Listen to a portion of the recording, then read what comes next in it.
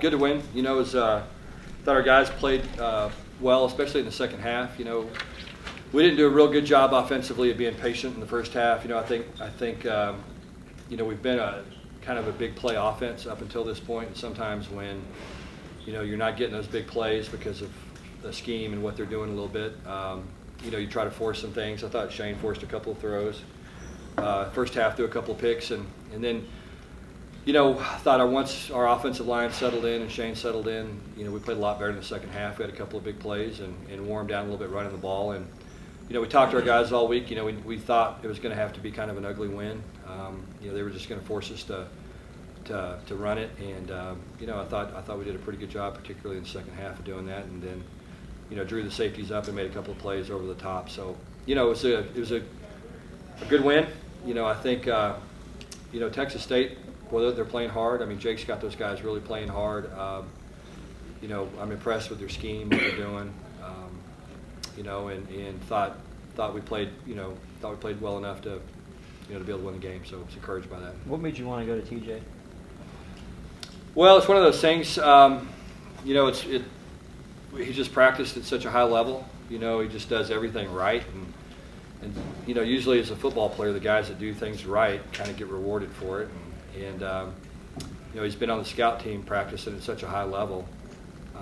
You know, I just last week, you know, thought about trying to play him some last week, but we hadn't really prepared, you know, during the week to do it. So we, you know, put him over there, took him off the scout team this week, and you know, we featured him on some special teams. He got a lot of reps on teams and got some carries. And you know, when he got in there, you know, really produced. I mean, it's pretty amazing. I think he averaged 20 yards a carry on 8 carries. And so,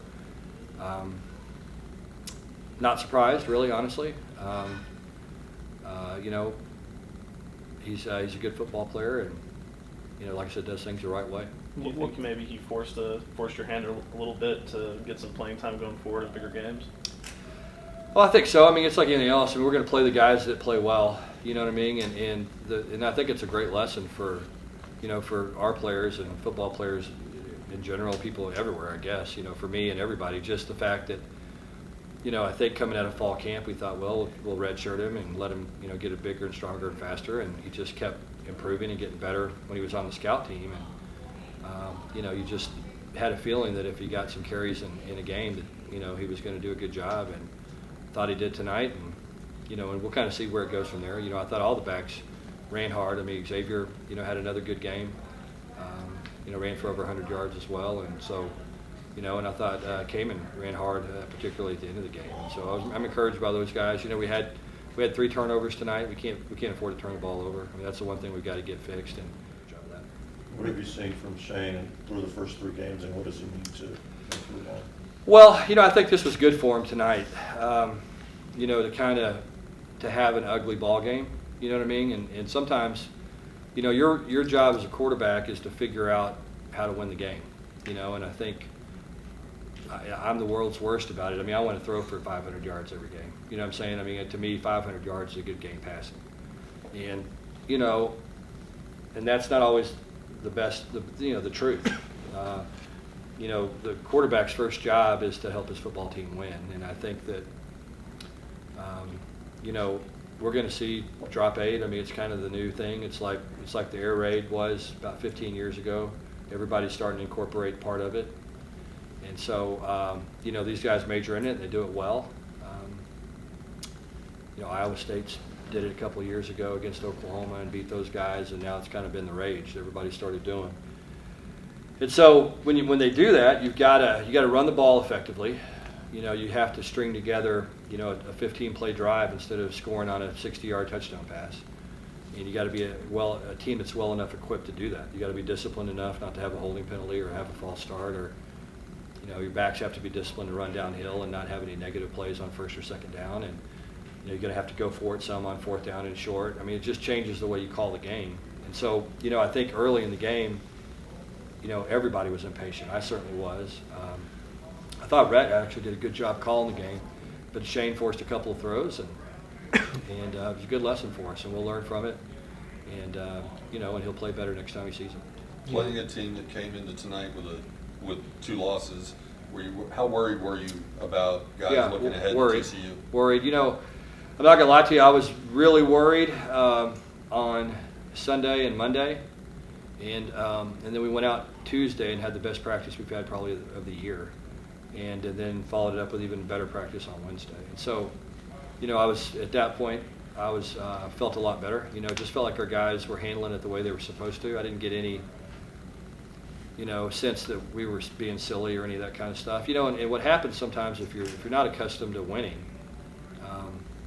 then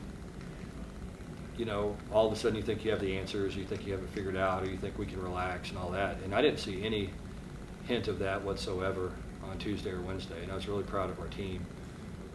Now, even with Shane not having the game that you're used to him having, how important was it for his receivers to kind of step up and make the plays that they made, especially the one from Prochet? Yeah, that was a big catch for James. I mean, we just needed a little bit of a spark at that time of the game, and James, made a big play. Colin made a big play. Reggie got hot on that one drive, had a couple of big catches in that drive, and we needed to make some big plays because, like I said, we've been a big play football team up until tonight, and we made some plays tonight on the ground, but it wasn't throwing the ball, and like I said, it probably wasn't as fun to watch maybe as we have been up to this point. But I think we had close to 650 yards, and we moved the ball pretty well, and scored enough points to win the game. So we just got to keep getting better, and sometimes you got to win games like this, and then other times you got to do it a different way. Just your thoughts on how this all went down today. Well, my sense of when I got to find out where I was actually going to play was probably on Tuesday, where Coach pulled me in with the one group and started getting reps with the ones, and I wasn't playing really any more scout team with the D, and I let my folks know, hey, like I got a shot like to play here, and they were excited for me, and that was my first sense. And then there's a lot of thoughts going through my head right now. First, I got to thank the Lord above, my Lord and Savior, because, without him, I wouldn't have gotten this chance. So, and then secondly, I want to thank the O-line, because obviously it doesn't happen without them either. And then third, I want to thank the two senior running backs, because they mentored me through all this stuff. I couldn't have done it without them either.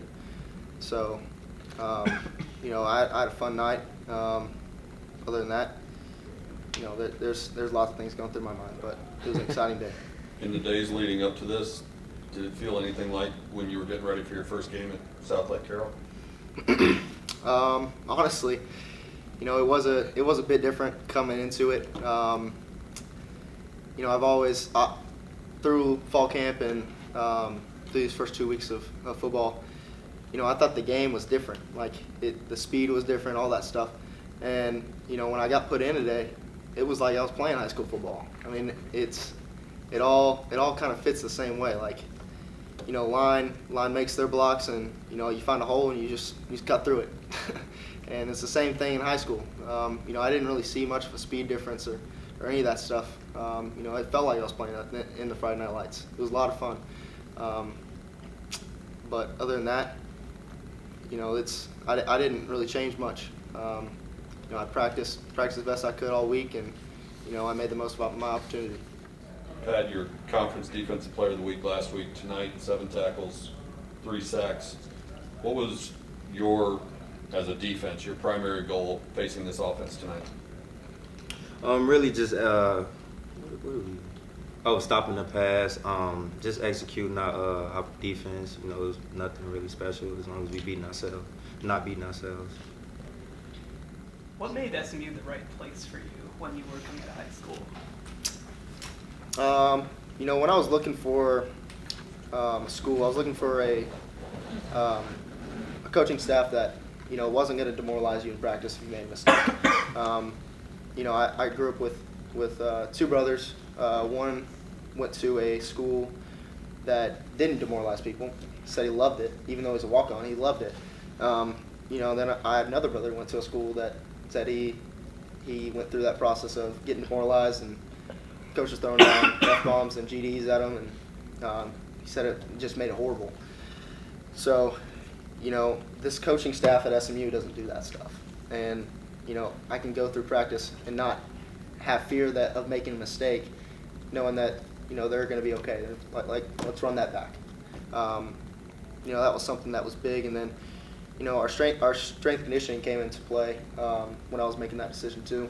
Coach Kaz is, in my opinion, best in the business, and if I can get in his hands and he can have me for 4 years, I can stay pretty confident that I'm going to be a healthy running back for 4 years.